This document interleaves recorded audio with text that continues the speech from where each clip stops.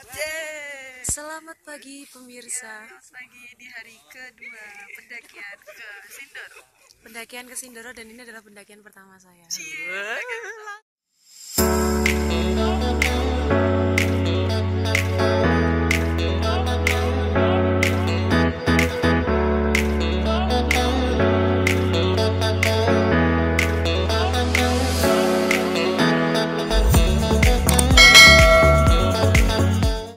Assalamualaikum Desember. Assalamualaikum juga buat kamu yang sedang nonton video ini. Gak kerasa ya, tiba-tiba udah akhir tahun aja. Dan ngomong-ngomong, kamu udah melakukan hal apa aja nih di tahun ini? Lalu kira-kira kamu udah melakukan apa di tahun depan? Yang jelas, semoga kita semua selalu menjadi pribadi yang semakin baik dari hari ke harinya. Kali ini izinkanlah saya berbagi tentang perjalanan Desember saya yang dimulai dari tahun 2015 sampai dengan 2021 yang biasanya selalu saya habiskan di gunung.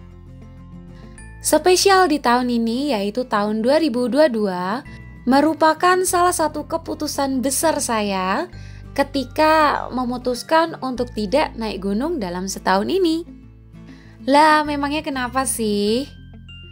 Baiklah, nanti akan coba saya urai semua dan tolong pastikan kamu nonton video ini sampai akhir supaya kamu paham dengan apa sih maksudnya video kali ini. Harapan saya semoga ada hal baik yang bisa teman-teman ambil dari sini. Perjalanan karir saya untuk mencoba naik gunung itu diawali dari tahun 2015, tepatnya berada di bulan Desember juga. Ya, kali ini kita udah sampai di pos 4 sama teman-teman yang lain tentunya. Ini ada Mbak Yunda, gimana sampai pos 4? Sampai pos 4 tapi jamnya sudah 12, Gak boleh sampai puncak ya. Gimana perasaannya? Senang, ini pendakian pertama tapi sudah bisa sampai sini. Yeah. Tapi udah lihat Edelweiss kan? Udah loh. Tadi udah lihat tuh di sana ada padang Edelweiss sebenarnya, cuma kita belum sampai sana. Waktu itu saya benar-benar masih awam dan tidak tahu tentang dunia pendaki itu seperti apa. Berangkat dari Jogja bersama dengan ketiga teman perempuan saya yang kebetulan masih satu organisasi juga. Adalah Mala yang masih satu frame di video awal tadi, di mana dia merupakan orang yang paling berjasa mengenalkan saya pada gunung, hingga akhirnya saya berubah menjadi candu. Berlanjut pada Desember 2016, pada tahun itu saya menutup tahun di Gunung Sumbing bersama dengan kakak-kakak saya yang satu organisasi lagi, di mana saya kala itu menjadi yang paling junior. Dimulai dari situlah saya menyukai ketika harus satu tim dengan kakak-kakak di atas atau dengan senior saya. Karena memang dalam perjalanan itu kita akan banyak dibimbing dan banyak belajar dari pengetahuan mereka yang sudah belajar terlebih dahulu. Dan tentunya kita bisa semakin update dan juga upgrade tentang ilmu-ilmu dalam pendakian gunung. Jadi buat kamu yang mau mendaki gunung jangan asal-asalan ya, tetapi harus punya ilmunya terlebih dahulu. Iki lan, dah? Mana-mana sini. Ini.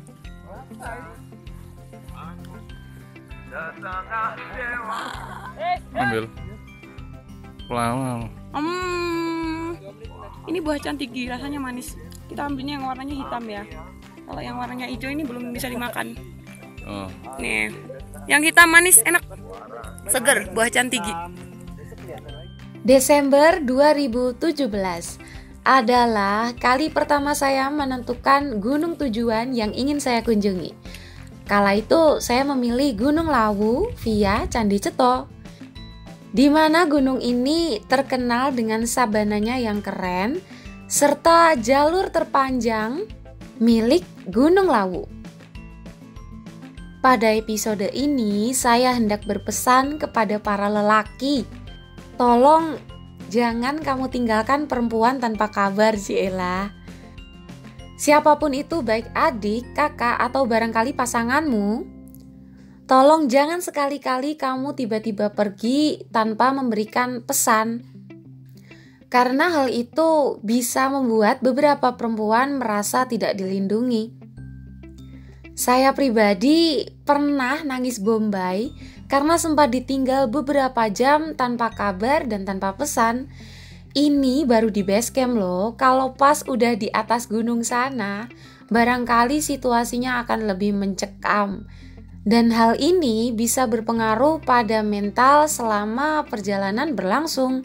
Selamat datang di Sabana Gunung Lawu via Candi Ceto. Sekarang kita sebenarnya tadi habis melewati pos Gupak Menjangan. Di sini tempat kita bisa ambil air. Tuh masnya habis ambil air. Ini sebenarnya bukan gunung impian saya. Namun alhamdulillah ketika saya berkesempatan untuk mengunjungi Gunung Raung. Gunung yang terkenal dengan jalur ekstrimnya karena harus menggunakan alat-alat climbing saat hendak submit ke puncak. Dari tahun ini sebenarnya saya sudah mulai merenung tentang mau sampai kapan nih, dimana sebenarnya makna ini sangat kompleks sekali. Katanya demi keselamatan kita harus kayak gini. Jangan masuk kaki, biar seimbang. Dan apakah kamu tipe orang yang senang pergi ke gunung ketika ada masalah? Jika kamu tipe seperti itu, barangkali kamu paham nih maksud saya. Memasuki tahun yang pilu bagi saya, yaitu Desember 2019, di mana gunung itu masih menjadi tempat pelarian yang tepat saat ada masalah. Tahun itu merupakan tahun di mana saya harus merasakan kekecewaan yang luar biasa. Beruntungnya, ada teman yang memahami kala itu. Kami, 2 orang perempuan, berangkat ke Gunung Kembang untuk sama-sama membawa beban masing-masing dan kabur ke gunung. Pada tahun 2019 ini adalah tahun yang merubah cara pandang saya melihat dari berbagai sudut tentang sebuah hidup dan juga kehidupan. Rasa-rasanya saya perlu banyak mengucap syukur atas kekecewaan saya kala itu. Kira-kira kecewa tentang apa nih? Yang berkaitan dengan anak muda. Tahu nggak? Biasalah, putus cinta. Mari tuh umbah-umbah deh. Makmu mbak deh. Kilo sepatu dek sing gulu-gulu kilo. Betapa iuhnya. Iuh banget. Ya trekking poolnya. Iuh banget sumpah. Lihat gatornya.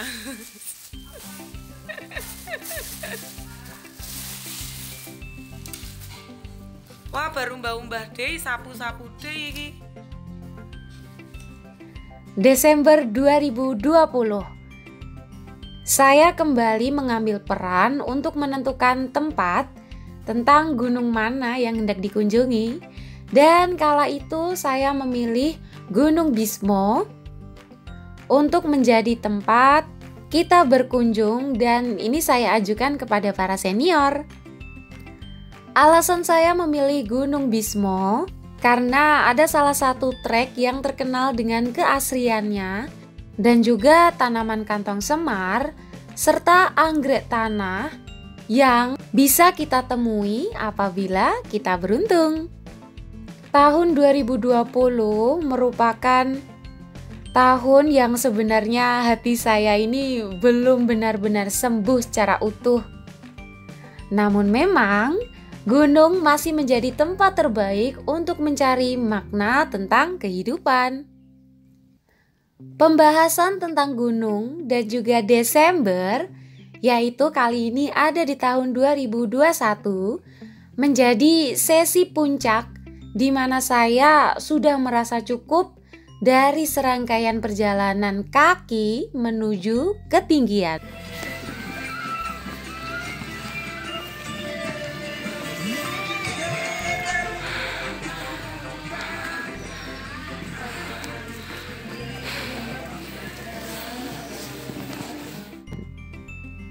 Kali ini saya memilih Gunung Perahu, di mana gunung ini memang belum pernah saya kunjungi sebelumnya.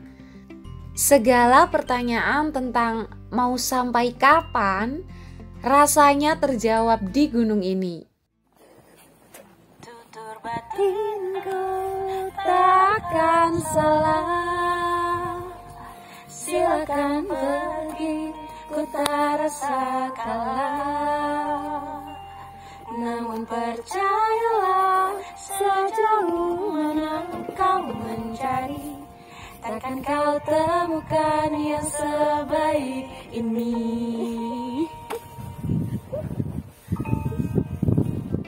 Biasanya tuh kalau makan cewek yang ribet, sekarang kebalikannya, kita nggak bisa makan dulu karena dia lagi ngonten kan, kebalik.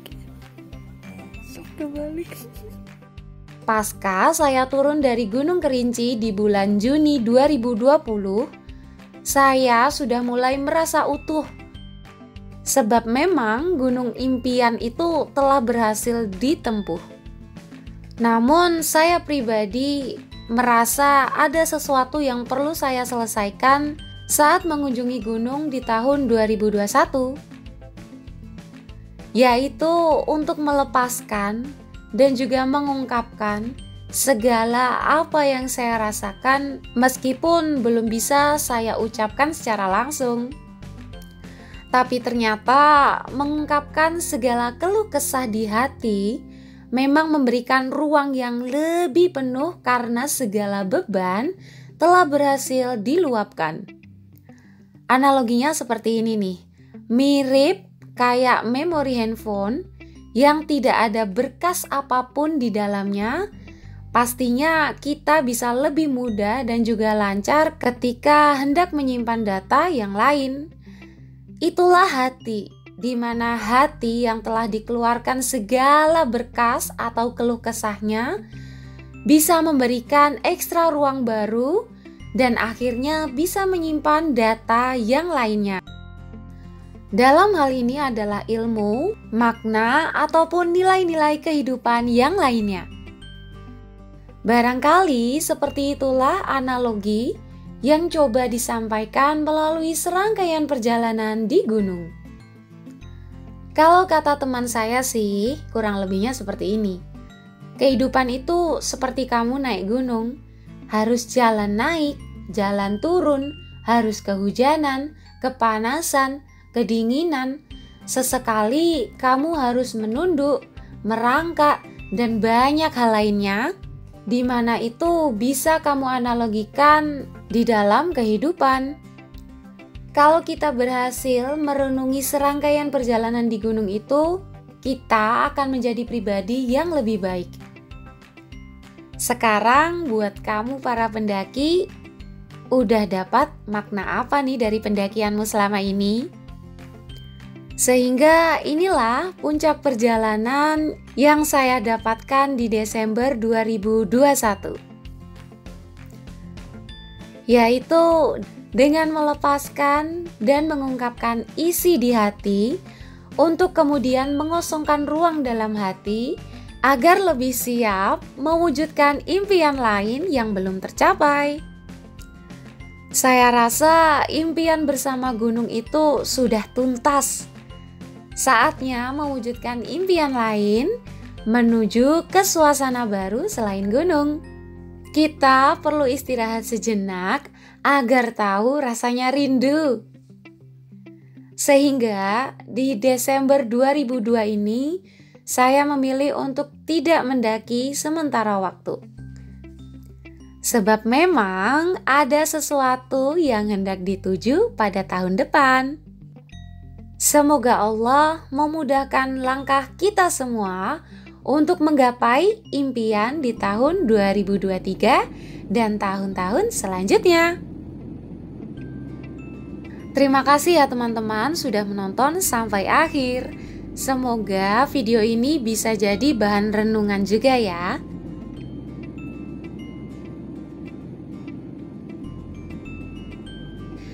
Saya akhiri sampai di sini. Ayunda Haha pamit undur diri. Wassalamualaikum warahmatullahi wabarakatuh.